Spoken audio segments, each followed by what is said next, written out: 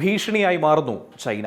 റഡാറിനെ പോലും വെട്ടിക്കുന്ന ഡ്രാഗൺ ഇന്ത്യയുടെ വജ്രായുധം അണിയറയിൽ ഒരുക്കുന്നു എന്ന സൂചനയാണ് ഈ ഘട്ടത്തിൽ ലഭിക്കുന്നത്.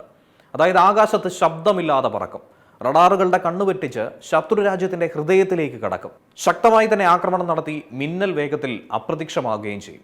ഭാവിയിലെ യുദ്ധങ്ങളുടെ ഗതി തന്നെ മാറ്റിയ, മുഖം തന്നെ മാറ്റിമറിച്ചിരിക്കുന്ന സ്റ്റെൽത്ത് യുദ്ധവിമാനങ്ങളുടെ ലോകത്താണ് ഇപ്പോൾ ചൈന വമ്പൻ കുതിപ്പ് നടത്തുന്നത്. ഇന്ത്യയുടെ വടക്കൻ അതിർത്തിക്ക് അപ്പുറത്ത് ഡ്രാഗൺ ചിറക് വിരിച്ച് ഉയരുന്ന സാഹചര്യത്തിൽ ഇന്ത്യയുടെ പ്രതിരോധ വൃത്തങ്ങളിൽ മുഴങ്ങുന്നത് മുന്നറിയിപ്പിന്റെ പണി തന്നെയാണ്. അമേരിക്കൻ പ്രതിരോധ പ്രസിദ്ധീകരണമായിട്ടുള്ള ദി വാർ സോൺ പുറത്തുവിട്ട റിപ്പോർട്ട് അനുസരിച്ചുകൊണ്ട് ചൈനയുടെ കൈവശം ഇതിനോടകം 500ഓളം J-20 മൈറ്റി ഡ്രാഗൺ സ്റ്റെൽത്ത് യുദ്ധവിമാനങ്ങൾ ഉണ്ടെന്നാണ് കണക്ക്. ലോകത്തിലെ തന്നെ ഏറ്റവും ആധുനിക യുദ്ധവിമാനങ്ങളിലൊന്നായി ഇതിനെ വിലയിരുത്തപ്പെടുന്നു. ഇവയുടെ ഉൽപ്പാദനവും ചൈന അതിവേഗം തന്നെ വർദ്ധിപ്പിച്ചുകൊണ്ടിരിക്കുന്നു. ഇപ്പോൾ കിട്ടുന്ന റിപ്പോർട്ട് അനുസരിച്ച് ടിബറ്റിൽ ഇന്ത്യൻ അതിർത്തിക്ക് സമീപത്തായി ഇത്തരം സ്റ്റെൽത്ത് വിമാനങ്ങളെ ചൈന വിന്യസിച്ചു കഴിഞ്ഞു. സ്റ്റെൽത്ത് യുദ്ധവിമാനങ്ങളുടെ ഏറ്റവും വലിയ കരുത്ത് ശത്രുവിൻ്റെ റഡാറിൽ എളുപ്പത്തിൽ പതിയാതെ പറന്നു പോകാൻ കഴിയുന്ന രൂപകൽപ്പന കൂടിയാണ്. അതുകൊണ്ട് തന്നെ അതിശക്തമായ വ്യോമ പ്രതിരോധം പോലും മറികടന്നുകൊണ്ട് ഇവയ്ക്ക് ആക്രമണം നടത്താൻ കഴിയും. ഇന്നത്തെ യുദ്ധങ്ങളിൽ ആകാശം നിയന്ത്രിക്കുന്നവരാണ് യുദ്ധഭൂമിയും നിയന്ത്രിക്കുന്നത് എന്ന വിലയിരുത്തലുണ്ട്. ഇതിന് കൂടുതൽ കരുത്തു പകരുന്നതാണ്, ശക്തി നൽകുന്നതാണ് ചൈനയുടെ ഈ നീക്കം.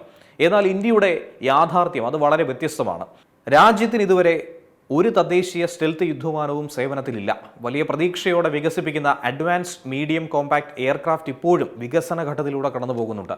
ഇത് ഇന്ത്യൻ വ്യോമസേനയുടെ ഭാഗമാകാൻ ഇനിയും വർഷങ്ങൾ വേണ്ടിവരും. അതിനിടയിലാണ് ചൈനയുടെ സ്റ്റെൽത്ത് സേന ഇനിയും വളരുമെന്ന് പ്രതിരോധ വിദഗ്ധരടക്കം വിലയിരുത്തിക്കൊണ്ടിരിക്കുന്നത്.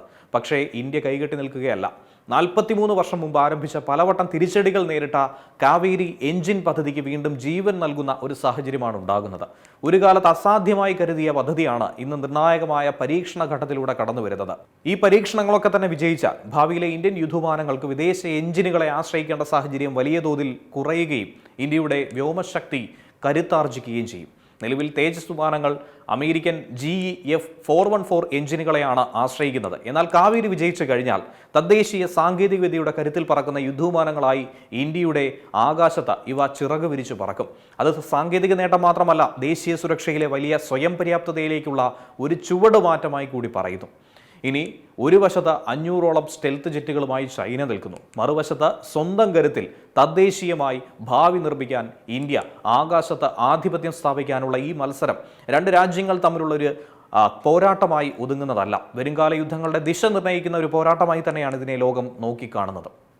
ഏറ്റവും പുതിയ വാർത്തകളും വിശേഷങ്ങളും വിരൽത്തുമ്പിലറിയാൻ സീ മലയാളം ന്യൂസ് എല്ലാ ഡിജിറ്റൽ പ്ലാറ്റ്ഫോമുകളിലും ലഭ്യം.